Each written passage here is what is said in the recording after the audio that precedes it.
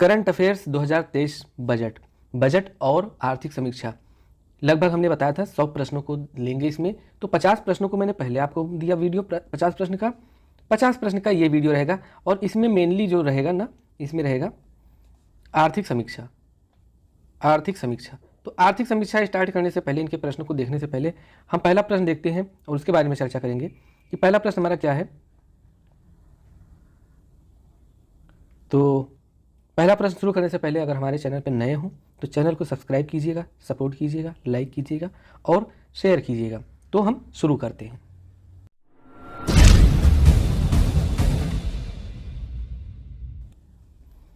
पहला प्रश्न है कि आर्थिक समीक्षा 2022-23 को संसद में कब प्रस्तुत किया गया।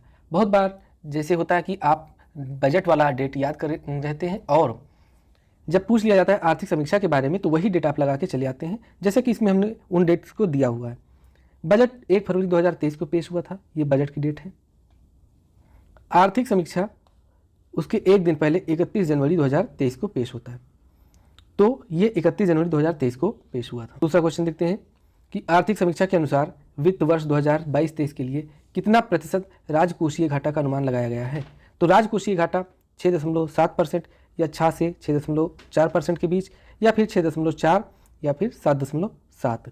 तो कितना है ये 6.4% एग्जैक्ट रखा गया है अनुमान कि इतना होगा राजकोषीय घाटा। तो ऑप्शन सी सही होगा। तीसरा प्रश्न देखते हैं कि आर्थिक समीक्षा के अनुसार दिसंबर 2022 के अंत तक भारत के पास कितने बिलियन अमेरिकी डॉलर विदेशी मुद्रा भंडार था। ऑप्शन ए है 560.5 बिलियन डॉलर, ऑप्शन बी है 562.7 बिलियन डॉलर, ऑप्शन सी है 610.5 बिलियन डॉलर और ऑप्शन डी है 572 बिलियन डॉलर।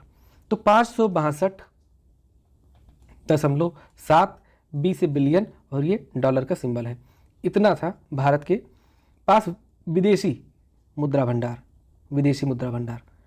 कब तक था ये दिसंबर 2022 के लास्ट तक था।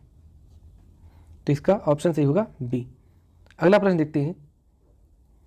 आर्थिक समीक्षा के अनुसार सरकार ने घरेलू आपूर्ति को सुनिश्चित करने और महंगाई को रोकने के लिए कौन सी रणनीति अपनाई है। पहला ऑप्शन है कपास पर सीमा शुल्क माफ कर दिया गया है। दूसरा ऑप्शन गेहूं के निर्यात पर रोक लगा दी गई है। तीसरा ऑप्शन है प्रमुख कच्चा माल फेरोनिकल, कोकिंग, कोल इत्यादि पर आयात शुल्क को घटाकर शून्य कर दिया गया है। और चौथा ऑप्शन है कि ऑल ऑफ द एबव, मतलब उपयुक्त सभी। तो इसमें चारों ऑप्शन मतलब चारों उपाय किया है और ये रणनीति अपनाई है केंद्र सरकार ने आर्थिक समीक्षा को दुरुस्त करने के लिए और महंगाई को रोकने के लिए। अगला प्रश्न देखते हैं। पांचवा प्रश्न है हमारा, आर्थिक समीक्षा के आधार पर भारत क्रय शक्ति क्षमता के अनुसार दुनिया की कौन सी सबसे बड़ी अर्थव्यवस्था है। 5वीं, 6ठी या तीसरी या इनमें से कोई नहीं।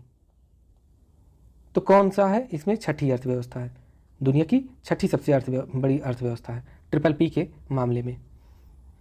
अगला प्रश्न देखते हैं। भारत ने गैर जीवाश्म ईंधनों से कितने प्रतिशत अधिष्ठापित बिजली क्षमता का उत्पादन 2023 से पहले ही पूरा कर लिया है। देखो टारगेट इनका 2030 तक था, लेकिन उससे पहले ही पूरा कर लिया। तो कितने प्रतिशत पूरा कर लिया है, तो ये 40% पूरा कर लिया है। ऑप्शन ए सही है, कितने 40%। फिर देखते हैं। भारत ने गैर जीवाश्म ईंधनों से 40% अधिष्ठापित बिजली क्षमता का उत्पादन 2030 से पहले ही पूरा कर लिया है, जैसा कि पिछले प्रश्न में हमने पढ़ा। लेकिन अब इसे बढ़ाकर कितना प्रतिशत कर दिया गया है, मतलब इसका टारगेट कितना रखा गया है, 45, 50 या 60 या 55। तो अब ये 50% किया गया है। 40 अचीव हुआ है, अब इसके बाद क्या 50% किया गया है। तो ऑप्शन बी सही होगा। प्रथम अग्रिम अनुमान 2022-23 के अनुसार कितना मिलियन टन कुल खाद्यान्न का उत्पादन किया गया। 311.7 million ton, 312.5 million ton, 315.7 million ton या 310.5 मिलियन टन। तो ऑप्शन सी इसका सही होगा, 315.5 million ton. 315.5 million ton. 9 question से आर्थिक समीक्षा 2022-23 के अनुसार भारत विश्व का सबसे बड़ा मोबाइल उत्पादक मतलब फोन निर्माता है, कौन सा है, किस नंबर का, पहला, दूसरा, तीसरा या चौथा। तो दुनिया में दूसरा सबसे बड़ा मोबाइल निर्माता देश बन गया है कौन, भारत, हमारा भारत। नेक्स्ट प्रश्न देखते हैं। आर्थिक समीक्षा के अनुसार सबसे ज़्यादा जैविक किसान किस देश में है।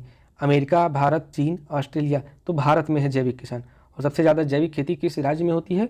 तो सिक्किम में होती है। ये भी प्रश्न आपको आगे मिलेगा। देखते हैं आर्थिक समीक्षा के अनुसार भारत दुनिया का कौन सा विदेशी मुद्रा भंडार धारक देश है? मतलब विदेशी मुद्रा भंडार में कौन सा नंबर है भारत का दुनिया का? 5वां है, चौथा है, छठा है या 7वां है? तो छठा है, ऑप्शन बी सही है। वित्त वर्ष 2021-22 में कृषि और संबद्ध क्षेत्रों में कुल कितना प्रतिशत की वृद्धि देखी गई है? 5.5% की या 3.5% की या 3% की या फिर 4% की? तो 3.0% मतलब 3% की वृद्धि देखी गई है, ऑप्शन सी सही। आर्थिक समीक्षा के अनुसार सितंबर 2022 के अंत तक भारत पर विदेशी ऋण कितने बिलियन अमेरिकी डॉलर था? 560.5 बिलियन डॉलर, 610.5 बिलियन डॉलर या 562.7 बिलियन डॉलर या फिर 572 बिलियन डॉलर? तो कितने बिलियन अमेरिकी डॉलर था विदेशी ऋण कब तक? सितंबर 2022 तक। तो ये था 610.5 बिलियन डॉलर, ऑप्शन बी वाला सही है। अगला प्रश्न देखते हैं, वित्त वर्ष 2021-22 के दौरान देश में कितना विद्युत का उत्पादन हुआ है? 17.2 lakh gigawatt, 12.5 lakh gigawatt, 16.5 lakh gigawatt या 13.8 लाख गीगावाट? तो ऑप्शन ए सही है, 17.2 लाख गीगावाट इतना बिजली का उत्पादन हुआ है 2021-22 के दौरान। प्रश्न ये बजट से संबंधित पूछे जा सकते हैं इकोनॉमिक्स में। कुल विद्युत उत्पादन में अक्षय ऊर्जा का हिस्सा है? जैसे भारत में कुल विद्युत उत्पादन होता है, उसमें अक्षय ऊर्जा का क्या हिस्सा है? पहला है, दूसरा है, तीसरा है, चौथा? तो दूसरा हिस्सा है।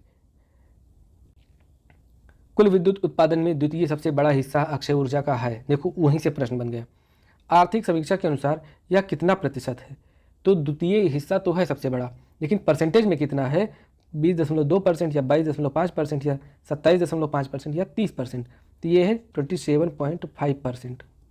आर्थिक समीक्षा के अनुसार भारत में कुल टेली घनत्व कितना प्रतिशत है? 82% या 83.5% या 80.7% या 84.8? टेली घनत्व कितना है? 84.8% है, ऑप्शन डी सही है।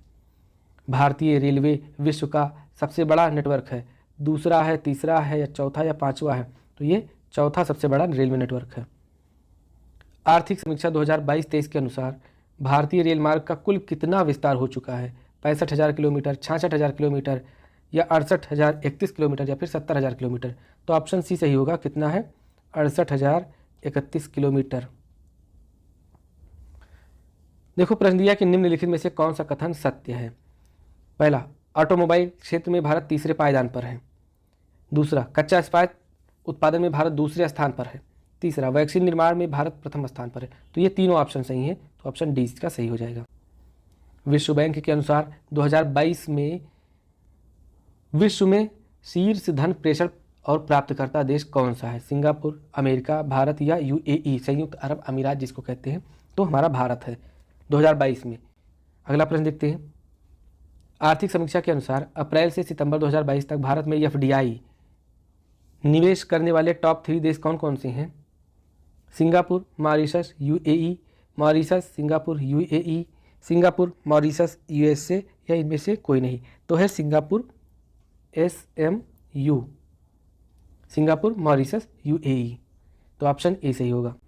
अप्रैल से दिसंबर 2022 के दौरान व्यापार आयात कितना बिलियन डॉलर रहा?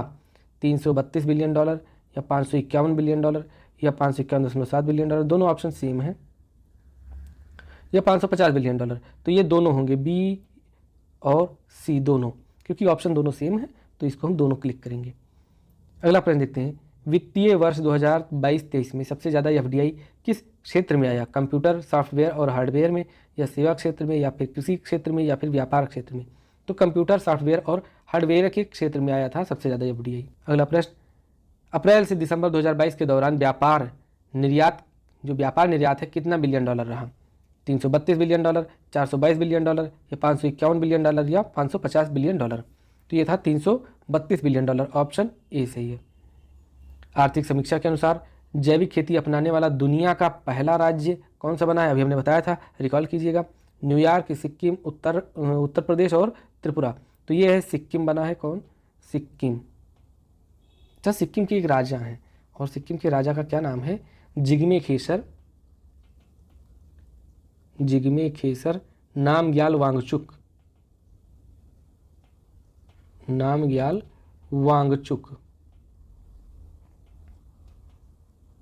से आपने एक नाम और सुना होगा, सोनम वांगचुक का।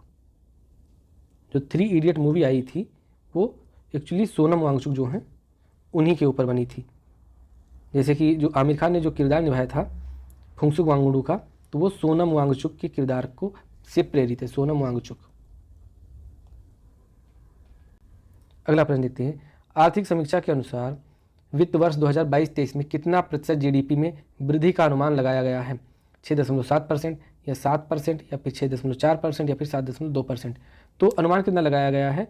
7.0%। ऑप्शन बी सही है। अगला प्रश्न देखते हैं हम कि संयुक्त राष्ट्र बहुआयामी गरीबी सूचकांक के अनुसार 2005-06 और 2019 से 21 के बीच भारत के कितने लोग गरीबी के बाहर आए हैं?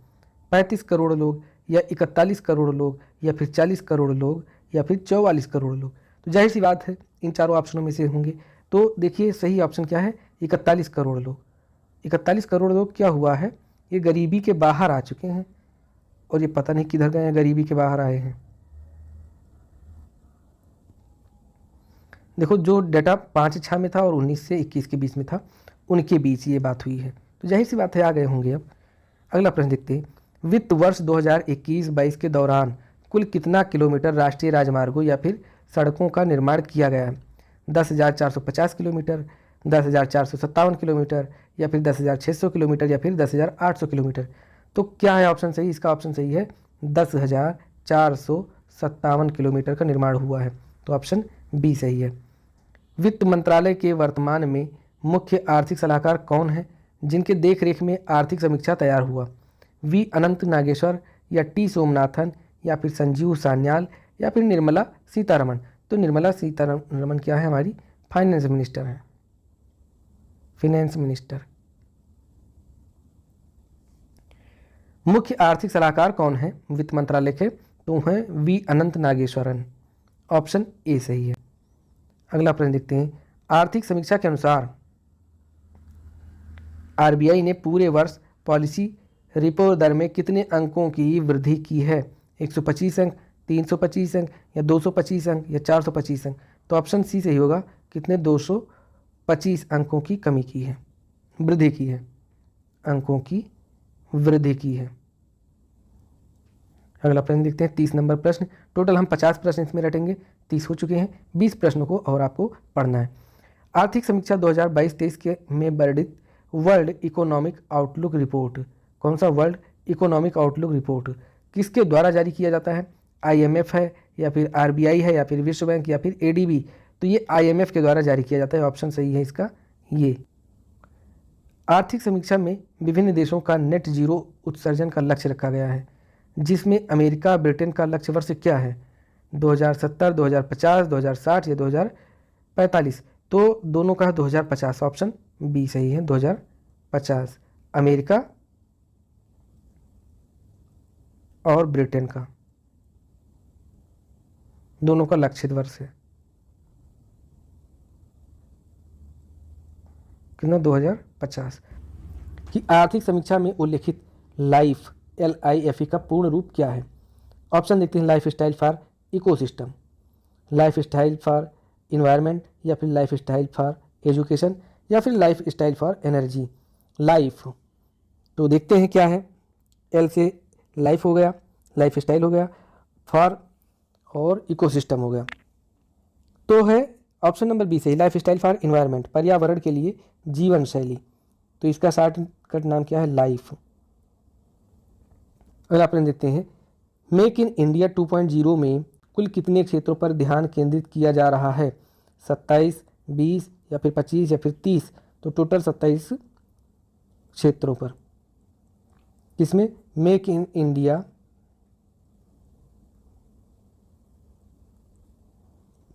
2.0। तो ऑप्शन इसका क्या सही होगा? ऑप्शन नंबर ए सही होगा। वित्त वर्ष 2022-23 के लिए मूलभूत कीमतों पर सकल मूल्य वृद्धि पर गलत युग्म की पहचान कीजिए। तो कौन सा युग्म इसमें गलत है? देखो इधर दिया गया है क्षेत्र और इधर दिया गया है वृद्धि, कब 2022-23 के लिए है। किसी क्षेत्र में कितनी वृद्धि हुई है? 3.5% की, सही है। उद्योग क्षेत्र में कितनी वृद्धि हुई है? 4.1% की, ये भी सही है। सेवा क्षेत्र में कितनी वृद्धि हुई है? 8.11%, ये है गलत। तो इसमें गलत युग्म की कौन सी पहचान है? ऑप्शन नंबर इसका सही होगा तीसरा। अगला प्रश्न देखते हैं।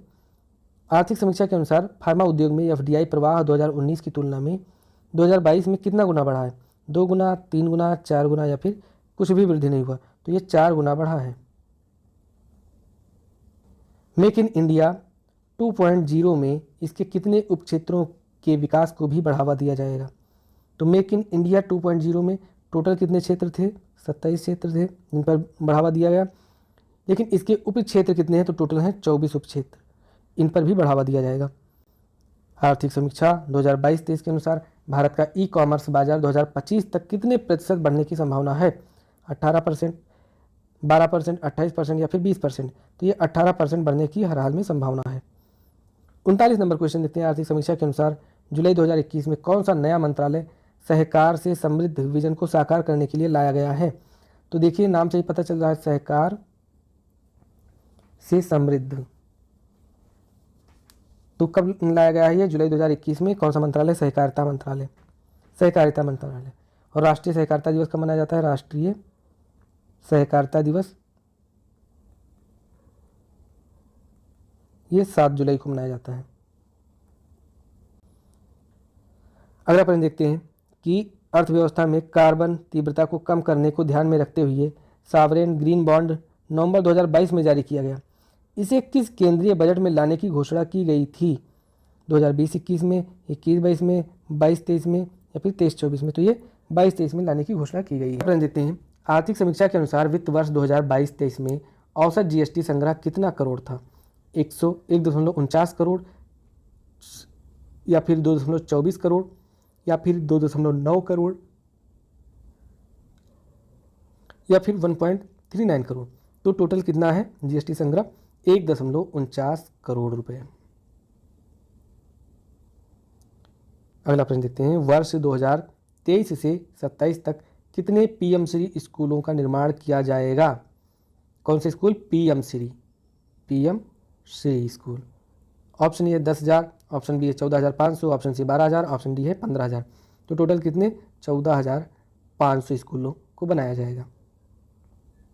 आर्थिक समीक्षा में उल्लिखित शब्द जैम का पूर्ण रूप क्या है? जन धन आधार मोबाइल, जन धन आशीर्वाद मोबाइल या फिर जन धन अकाउंट मैसेज या फिर जनता आधार मोबाइल? जन धन आधार मोबाइल, JAM। जे से जन धन, ए से आधार और एम से मोबाइल। नवंबर 2022 तक भारत में कुल टेलीफोन उपभोक्ताओं की संख्या कितनी थी? 117 करोड़, 120 करोड़ या फिर 110 करोड़ या फिर 111 करोड़? तो नवंबर 2022 तक 117 करोड़ जो टेलीफोन उपभोक्ता थे। ऑप्शन ए सही है।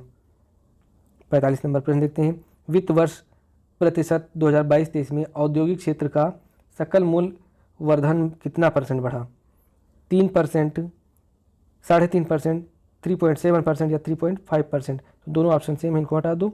ये है नहीं, ऑप्शन नंबर सी सही है, 3.7%। अगला प्रश्न देखते हैं। आर्थिक समीक्षा 2022-23 को कुल कितने अध्यायों में बांटा गया है? 11, 12, 13, 14? तो 12 अध्याय में। अगला प्रश्न। आर्थिक समीक्षा के अनुसार 2015 से 21 के दौरान ग्रामीण इंटरनेट उपभोक्ताओं की संख्या में कितने प्रतिशत की वृद्धि दर्ज की गई है? 2015 में कितने थे और 2021 में? 50, 150, 200 या फिर 400? तो टोटल 200% की वृद्धि दर्ज की गई है। मतलब 2015 में अगर 10 लोग देख रहे थे तो 2021 में कितने लोग देखेंगे? 30 लोग देख रहे हैं। अब आप सोच रहे होंगे ये 200% कैसे आ गया? ये तो यहाँ पे 20 बढ़ रहा है। तो देखो 10 का 100% जब बढ़ेगा तब होगा 200, और इसका जब 200% बढ़ेगा तब होगा ये 300। तो कितना परसेंट? 200% है। ऑप्शन नंबर सी सही है। नेक्स्ट प्रश्न देखते हैं। वित्त वर्ष प्रतिशत 2022-23 में स्वास्थ्य क्षेत्र पर बजट का खर्च जीडीपी का कितना प्रतिशत रहा? 2.1%, 2.6%, 3.5%, 2.5%? तो ये था 2.1%। किस पर? स्वास्थ्य क्षेत्र पर। और जीडीपी का था ये, जीडीपी। अगला प्रश्न देखते हैं। आर्थिक सर्वेक्षण के अनुसार भारत में वन और वृक्षों के आवरण का कार्बन स्टॉक सबसे अधिक किस राज्य में है? मिजोरम, अरुणाचल प्रदेश, मध्य प्रदेश या छत्तीसगढ़? तो ये है अरुणाचल प्रदेश में। अगला और आज का लास्ट प्रश्न है, देखो कितना अच्छा प्रश्न है। और इस तरह के प्रश्न आते हैं तब आप लोग भूल जाते हैं, क्वेश्चन छोड़ के चले आते हैं या फिर गलत कर देते हैं। मैं सबकी बात नहीं कर रहा हूँ, लेकिन मैक्सिमम लोगों की यही मनोदशा होती है। देखो, आरबीआई ने वित्त वर्ष 2022-23 में मुद्रास्फीति की दर कितने प्रतिशत रहने का अनुमान लगाया है? 6.2%, 6.4% या 6.8% या 7.2%? तो टोटल कितना? 6.8% लगाया है। तो इसी के साथ मिलते हैं आपसे नेक्स्ट वीडियो में। तब तक के लिए नमस्कार, जय हिंद।